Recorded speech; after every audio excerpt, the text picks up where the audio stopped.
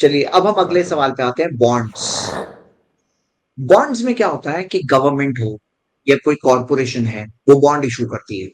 उसका मकसद होता है पैसे जनरेट करना, और जो बॉन्ड के जरिए जो पैसे जनरेट किया, वो एक मुद्दत के बाद वापस दिए जाते हैं, असल के साथ सूद मिलाकर। हम्म। सूद मिलाकर।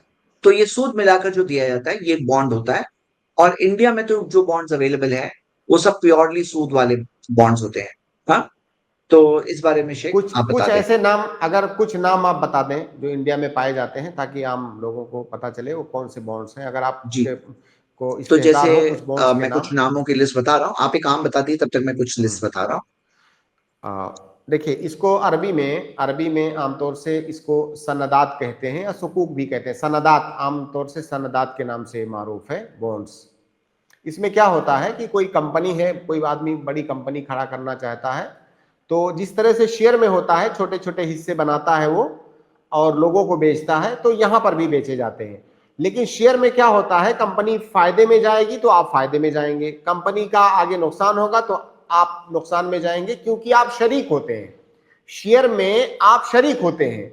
यहां पर क्या है, सनदात में या बॉन्ड्स में आप शरीक नहीं होते हैं। यहां पर आपकी हैसियत कर्जा देने वाले की है, गोया कि वो कंपनी आपसे कर्जा ले रही है। शेयर में क्या होता है, आप कर्जा नहीं देते हैं, आप शराकतदारी करते हैं। बॉन्ड्स में कंपनी आपसे कर्ज ले रही है, और जितना वो कर्ज ले रही है आपसे, उसके एतबार से आपको बॉन्ड्स देती है। और बाकायदा आपके दरमियान ये तय होता है, जैसे मान लीजिए मैंने 1 लाख का के बॉन्ड्स लिए। अब ये तय होता है कि इतने दिनों तक ये बॉन्ड्स अगर मेरे पास रहे तो बढ़ करके इसकी कीमत इतनी हो जाएगी। कंपनी फायदे में जा रही है, खसारे में जा रही है, मुझे उससे कुछ लेना देना नहीं है। मेरा जो प्रॉफिट है वो मुझे मिलेगा ही मिलेगा, क्योंकि मैं मुशारिक नहीं हूं, मैं मुकरिज हूं, मैं कर्ज दे रहा हूं। तो बॉन्ड्स ये दरअसल कर्ज की एक शक्ल है, जो कि सूद की शर्त के साथ ये कर्ज दिया जाता है। तो लिहाजा इसके हराम होने में ना तो कोई शुबहा है, ना तो किसी को कोई इख्तिलाफ होना चाहिए कि कर्ज की बहुत वाज़ेह शक्ल है जिसमें कि सूद है। जी, देखिए इसके अंदर हम लोग एक डिस्टिंग्विश बिटवीन कर देते हैं, एक होते हैं बॉन्ड्स, एक होते हैं डिबेंचर्स। डिबेंचर्स जो है कंपनीज इशू करती है, और डिबेंचर्स के ना मेन बात क्या है, वो सिक्योर्ड हो भी सकते हैं लेकिन अक्सर अनसिक्योर्ड होते हैं। यानी वो कंपनी अगर डूब गई तो आपका डिबेंचर भी डूब गया। लेकिन जो जो हम देखते हैं बॉन्ड्स जो इशू होती है, वो गवर्नमेंट जो इशू करती है, तो एक तरह से गवर्नमेंट की गारंटी होती है, या फिर कोलैटरल होता है उसके पीछे।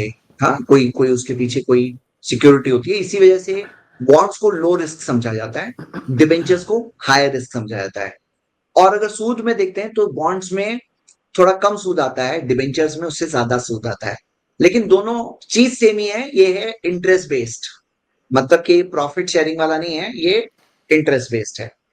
तो ये है इसका इसकी मिसाल। और अगर टॉप बॉन्ड्स अगर देखें, तो खुद गवर्नमेंट के इशू किए हुए बॉन्ड्स है। जैसे मैं देख रहा हूँ कि 46% शेयर तो खुद सेंट्रल गवर्नमेंट बॉन्ड्स है, 1 लाख करोड़ के इशू किए हुए हैं।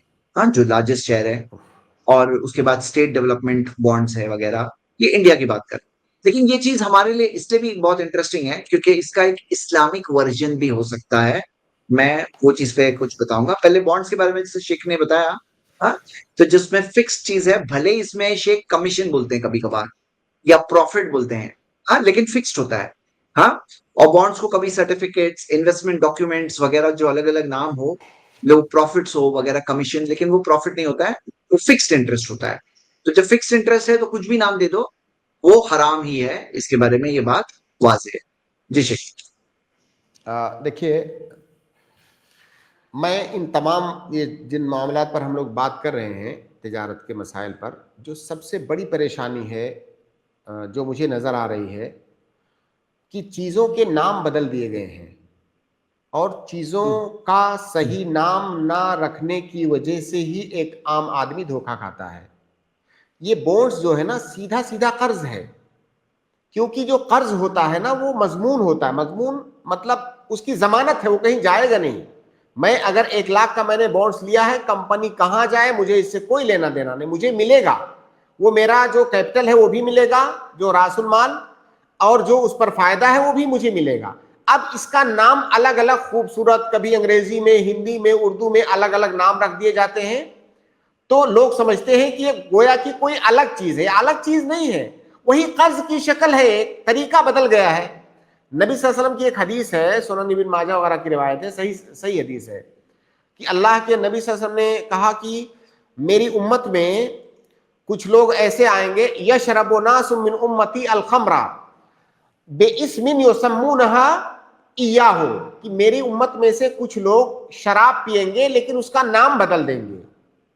अब देखिए यहां पर इस जी हदीस में तो शराब की बात की गई है, लेकिन आप मौजूदा जमाने में देखिए कि सूद की नई नई शक्लें, हराम मुआमलात की नई नई शक्लें, उनका नाम बदल दिया गया, खूबसूरत सा नाम रख दिया गया है। तो अब बॉन्ड्स एकदम वाज़ेह तौर से वो कर्ज है, एक कंपनी है जो आपसे कर्ज ले रही है, बिजनेस कर रही है और आपको एक फिक्स जो है उस पर प्रॉफिट दे रही है। तो ये कर्ज की बहुत वाज़ेह शक्ल है, सूद की बहुत वाज़ेह शक्ल है, इसमें कोई भी गुमूज नहीं है, कोई जो है लफ्ज नहीं है। एक आम आदमी जब उसका माना समझेगा तो उसको समझ में आ जाएगा कि यह कर्ज है। जी इसके जी जैद अंदर भाई। कुछ बातें हम लोग एक देख लेते हैं। एक शरिया के तौर पर एक हलाल ऑप्शन पहले देख लेते हैं, जो क्या ऑप्शंस है इसके अंदर हलाल में, वो देखते हैं। देखिए एक चीज होती है सुकूक, जो इस्लामिक बॉन्ड्स, इसमें क्या फर्क है नॉर्मल बॉन्ड से, वो देखते हैं। और अगर आप देखोगे, जैसे सऊदी आरामको की एक मिसाल देखें, कि सऊदी आरामको ने जो इशू किया था तकरीबन 2017 में, और ये 7 साल के लिए था, और 2024 में वो रीपे हुआ, एक मिसाल है। तो ये 11 बिलियन सऊदी सऊदी रियाल्स, यानी तकरीबन 300 करोड़ डॉलर का ये बॉन्ड्स थे। अब ये बॉन्ड्स के पीछे क्या है कि ये यूनिट्स बनाकर कोई बिजनेस है, तिजारत है। वो कारोबार में एक होता है बहुत बड़ा इन्वेस्टर आ जाए, एक होता है वो इन्वेस्टमेंट को छोटे छोटे टुकड़े करके उसको इन्वेस्टमेंट बना रहे, एक टाइप के शेयर्स हुए, टाइप के शेयर है, लेकिन फर्क है। फर्क किस एतबार से वो भी देख लेते हैं।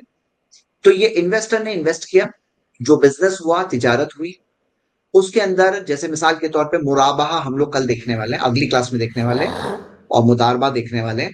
तो ये मुदारबा मुराबाहा मॉडल होता है, उसके हिस्से बना दिए गए, जो प्रॉफिट आया वो बांट दिया गया, और उसके आखिर के अंदर जो मेच्योरिटी पीरियड है उसके लिए जो जैसे एसेट खरीदा गया था, मिसाल के तौर पर कि जो एसेट खरीदा गया था, कोई जो जो एसेट हो सकता है कि भाड़े पे दिया गया था, अब जो पैसे आए उससे एक अमाउंट मेच्योरिटी पे वापस दिया जाएगा, लेकिन ये प्रॉफिट लॉस के ऊपर है, इसमें लॉस भी हो सकता है। मतलब कि इसको छोटा इशू बना करके कर सकते हैं। और ये बहुत बूमिंग तौर पर गल्फ मार्केट में सुकूक इशू होते हैं, और एक टाइप का एक हलाल इन्वेस्टमेंट कंसिडर किया जाता है। इसमें अगर आप फर्क देखोगे दोनों में, कि भाई जो वो कन्वेंशनल बॉन्ड है और ये जो सुकूक है, इनमें दोनों में क्या फंड है। तो सुकूक जो बॉन्ड्स होते हैं वो कर्जा है, कर्ज है, डेट डेट इंस्ट्रूमेंट। ये क्या है, एसेट बैक्ड सर्टिफिकेट्स होती है नॉर्मली, कि एसेट होते हैं, बैक्ड सर्टिफिकेट होती है, कि आपका एक बिजनेस में इन्वेस्टमेंट है, उसके पीछे बैकिंग है, एक उसके पीछे एक एसेट होता है, कोई चीज खरीदी गई है। और बॉन्ड में सूद आता है, इसमें नफा भी आ सकता है, नुकसान भी हो सकता है। अब रेंटल इनकम है ना, वो रेंटल इनकम का हिस्सा आ रहा है, नफा। और बॉन्ड के अंदर इन्वेस्टर जो होता है लेंडर होता है, कोई ओनर नहीं होता है उसका। यहाँ पे जो होता है इन्वेस्टर ओनर होता है। हाँ। और बॉन्ड के अंदर कि भाई सामने वाला जो जिसने बॉन्ड इशू किया, कभी अगर वो इशू पैसे ही दे ही नहीं पा रहा है, तो एक रिस्क वो है, लेकिन कम रिस्क होता है बॉन्ड में। लेकिन यहाँ पे सुकूक जो एसेट बेस्ड है, वो एसेट के परफॉर्मेंस पे होते हैं, तो कुछ ना कुछ उसका लिंक्ड रिस्क होता है। हाँ। तो ये आमतौर पे जी शेख आप इस बारे में, लेकिन आपको सबको एक बात बता दूं, इंडिया में एक भी सुकूक अवेलेबल नहीं है। सुकूक जो इस्लामिक बॉन्ड्स है वो अवेलेबल नहीं है, क्यों? क्योंकि उसका रेगुलेटरी फ्रेमवर्क जो होना चाहिए, जिसके जरिए वो इशू किया जा सके, वैसा रेगुलेटरी फ्रेमवर्क नहीं है। लेकिन हम लोग बात कर रहे हैं, इसलिए बात कर रहे हैं कि कभी क्या होता है, कोई डिमांड होगा तो हम लोग चाहेंगे तो कुछ कोशिश भी होगी, लेकिन हमें अगर पता ही नहीं है ना हम चाहते हैं, तो कोई चीज मिलने वाली भी नहीं है। जी शेख आप इस बारे में कुछ बता सकते हैं? देखिए, अगर अगर तलबा, मैं समझता हूँ मेरे ख्याल से बड़ी तादाद में तलबा ये स्ट्रीम सुन रहे हैं, आपने फ़िक़्ह में पढ़ा होगा, एक किताबुश शरिकात होता है और एक होता है किताबुल कर्ज़। बहुत, ये जितनी बातें अभी आपने की सिर्फ इन्हीं 2 लफ्जों में उसका खुलासा है। शरीकात में क्या होता है कि आप शरीक होते हैं, शराकत दारी होती है आपकी। फायदा होगा तो आपको भी फायदा होगा। अगर जहां पे आप शराकत दारी कर रहे हैं नुकसान होगा तो जैसे सारे लोगों का होगा आपका भी होगा। आप फायदे नुकसान दोनों में शामिल होते हैं। शराकत दारी होती है, आप मालिक होते हैं। लेकिन यहां पर क्या है, यहां पर कर्ज है, शराकत दारी नहीं है। बॉन्ड्स में शराकत दारी होती ही नहीं है। एक कंपनी को आप कर्ज दे रहे हो, मुझे कुछ इससे लेना देना नहीं है। वो कंपनी क्या करेगी, मेरा पैसा कहां ले जाकर के लगाएगी, फायदे में जाएगी, नुकसान में जाएगी, मुझे कोई लेना देना नहीं है। अगर मैंने 1 लाख कर्ज दिया है तो मुझे वापस मिलना ही चाहिए, और उस पर प्लस मुझे फायदा भी मिलना चाहिए। मेरी कोई शराकत दारी नहीं है, मैं किसी चीज का मालिक नहीं हूं, मैं सिर्फ कर्ज देने वाला हूं। जबकि सुकूक जिसकी आप बात कर रहे हैं वो शराकत दारी में आती है, वो किताबुल शरीकात में आएगा। ये जो बॉन्ड्स है ये किताबुल कर्ज में आएगा। तो तलबा अगर इतना फर्क समझ जाएंगे तो कर्ज में और शराकत दारी में बहुत सारे फुरूक हैं, वो सारे फुरूक यहां पर अप्लाई होंगे। जी।